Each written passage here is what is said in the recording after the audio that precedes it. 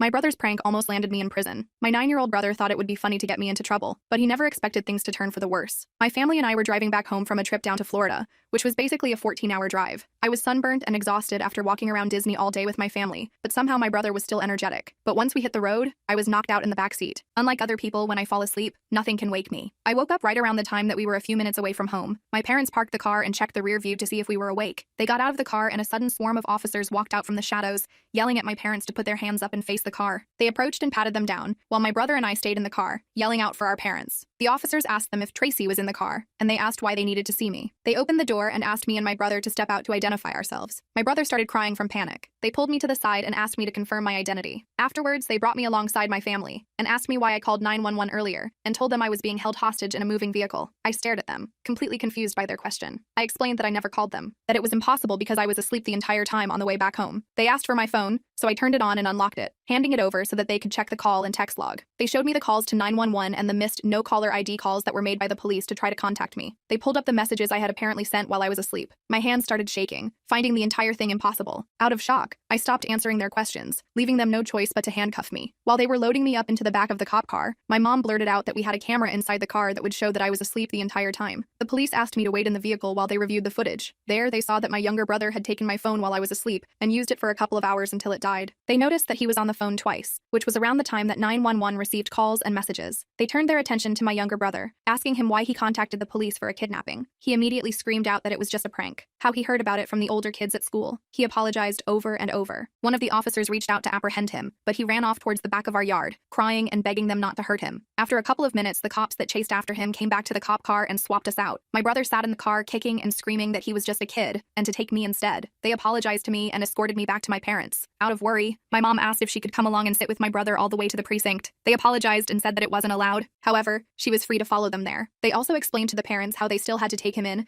because the call utilized a lot of police resources and was a serious offense. At the end of the entire situation, my brother ended up getting a misdemeanor and was forced to go into juvenile detention for a few months.